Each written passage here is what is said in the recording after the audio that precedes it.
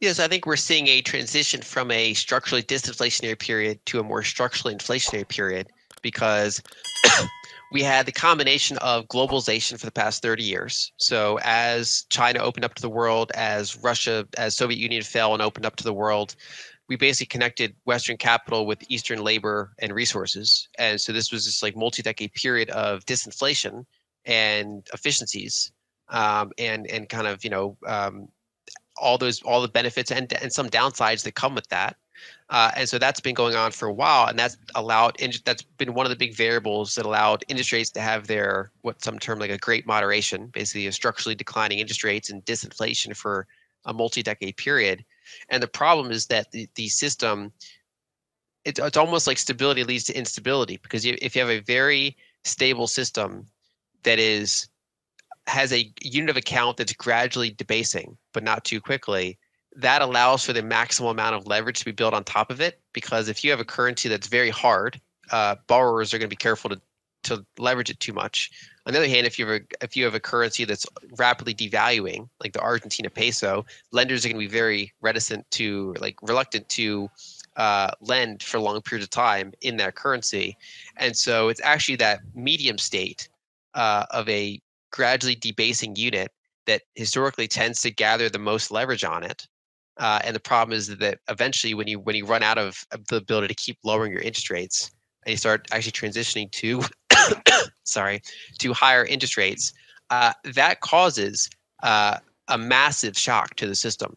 And so, for example, the United States has like never had 3 negative years in a row for Treasury performance, and we're on track for that happening now. In a recent analysis, finance expert Lyn Alden suggests a significant transition in the US economy, citing data indicating a shift from a structurally disinflationary period to one potentially marked by inflationary pressures. Alden points to historical trends, highlighting how stability in the system can paradoxically lead to instability, particularly when leverage builds up amidst gradually debasing currencies. Warning signs include the possibility of a sovereign debt crisis, evidenced by unprecedented Treasury performance downturns and disruptions in global bond markets.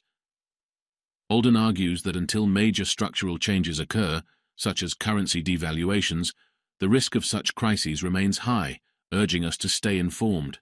We've had it happen before in real terms. We never had it happen before in nominal terms, let alone real terms. And that's the collateral that underpins the system. And we even saw last year, UK's government got shaken up by the bond market, basically by the bond market's reaction to some of their budget proposals. And they actually had a personnel shakeup because of the bond market in large part, which is something we haven't seen in a very long time. And so I think what we are is we're increasing evidence that we're going through one of these sovereign debt crises. And that doesn't mean that it all happens next year, for example. Some of these things can take a pause for a period of time. If you get some degree of maybe de-escalation in the military conflicts, or you get a mild recession that helps kind of slow that down for a period of time. But the problem is that those issues are still there. And so when you get past that potential period of, say, brief stability, it's likely to happen again and worse is the problem. And so I think that basically until there's a big structural change or devaluation in some of these major currencies, this is kind of still going to keep bubbling to the surface until it kind of forces that outcome, which can be highly disruptive. And I think that's the path we're on. I think it's a low probability because we saw that whenever deflation tries to occur, the incentives don't allow it to. So, for example, back during the banking crisis, when some of these banks failed, they could have said, okay, well, anyone with money that's over the FDIC limit, you're going to lose maybe 20% of it, because that was kind of the loss on, say, Silicon Valley Bank. But instead, they said, no, everybody's going to be money good. And we saw the same thing back in the global financial crisis. They expanded the FDIC limits. They bailed out the banking system. And so I think that the people running the system have very little incentive to allow a deflationary deleveraging, especially because that eventually hits the sovereign bond market. Like, what is the main thing that they're not going to let default is their own sovereign bonds. And the problem is that if you start to get a deflationary deleveraging from this high level of debt, that fiscal deficit just completely blows out And if the central bank is not buying that, then you literally just risk outright default. Like for example, when UK had their problem last year, uh, the bond market was a vicious cycle. So there was a lot of entities that were holding those bonds on a type of leverage, and as they sold off, they would force other institutions to sell theirs, and that would get even worse and sell even like other institutions would have to sell theirs. So it's a cascading problem. And if you didn't have the central bank come in and buy some of them, you literally would risk having a failed sovereign bond auction.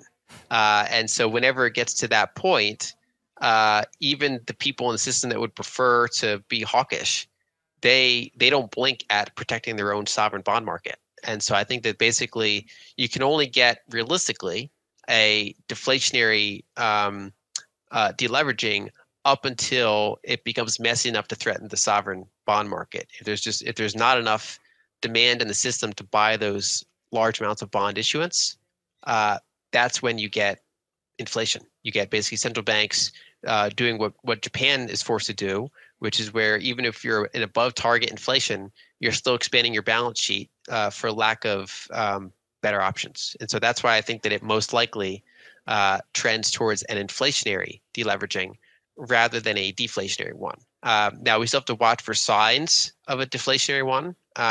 They could do, for example, things like bank bail-ins instead of bailouts. That are more deflationary types of deleveragings. But again, once it's at the point where the sovereign itself does not have much wiggle room in terms of its debt and deficit management, that's when most of the deflationary options are basically off the table in terms of realpolitik, and most of the inflationary ones have a much higher probability of being turned to. Generally, when you have these periods of high inflation, the central bank just doesn't take that without a fight, right? So there's attempts, even in Weimar. We think of like the Weimar hyperinflation, but for example, if you bought gold on leverage, you got liquidated multiple times during that hyperinflation because there were periods of time where the central bank would really fight back and harden the currency dramatically compared to gold. But then it's like holding a volleyball underwater. They can only do it for so long, and then they let go, and it's a whole nother wave of devaluation. And so what we're seeing now is that the major central banks, except for Japan, are doing their best to slow down money supply growth. In some places, it's even negative year over year. They're trying to slow down private sector bank lending. And it's been a kind of a mixed bag because on one hand, they are slowing down the private sector. They are slowing down in inflationary pressures. But on the other hand, by increasing the interest expense for the government so significantly, especially in the United States, you encourage more, ironically, fiscal-driven inflation. So it's like they've reduced the bank lending-driven inflation. They've slowed down the economy so that we're not over-consuming oil and driving the price up. For example, there's various things that they can do to kind of slow down that demand side. But over time, as the sovereign bond market gets less and less stable, eventually they risk going to basically what Bank of England had to do, or what Bank of Japan's always doing, which is having to monetize the debt even when inflation is above target. And I think when they get to that point, we risk having a second wave of inflation. Now, as you pointed out, we already have some degree of acceleration. So there's other things that can cause that, like a firming up of the energy market and other things like that. So we're already kind of seeing stabilization in high levels of inflation, meaning that we're no longer getting kind of like month over month falling inflation. But I think in order to have a big spike, we would either need an energy crisis again, or we would have to see something like the Fed fail to maintain its balance sheet reduction in the face of high inflation, and then have to monetize that in a similar way that they did during the 2019 repo spike, in a similar way that they did during the whole kind of pandemic era. The Federal Reserve did yield curve control in the 1940s for about a decade. And during the heart of the pandemic stimulus response, they actively talked about in their minutes the potential for doing yield curve control again, which they thus far have not turned to. And so the Federal Reserve can go the route of Japan. It would just be a lot more politically challenging to do so. especially as the world reserve currency. Basically, we rely on trying to attract foreign capital to own our bonds. And if you do yield curve control, that's basically off the table.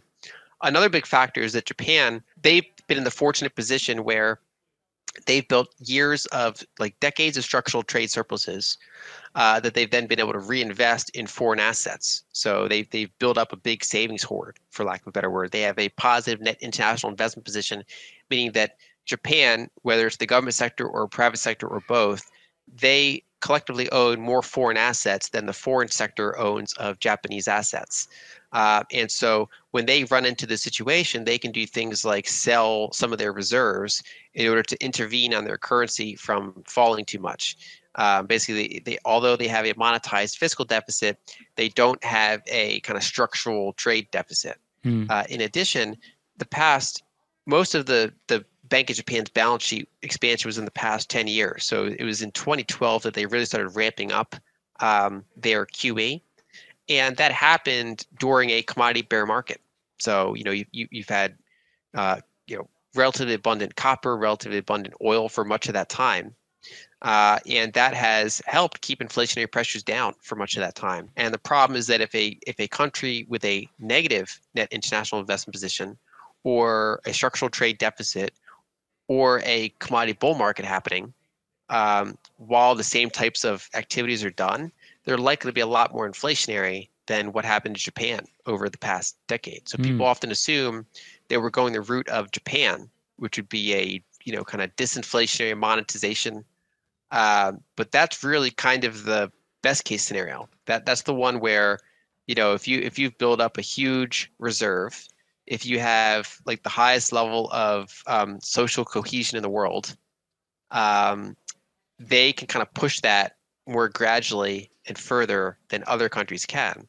But I think other countries are going to run into an inflationary problem a lot sooner than Japan has. And I also think that Japan is going to run into more inflation as they've already been doing, because I think as we enter what I view as a more structural commodity bull market, Japan is very reliant on imports. And so that's likely to contribute to their inflation as well, let alone the rest of the world. Thanks for tuning in today.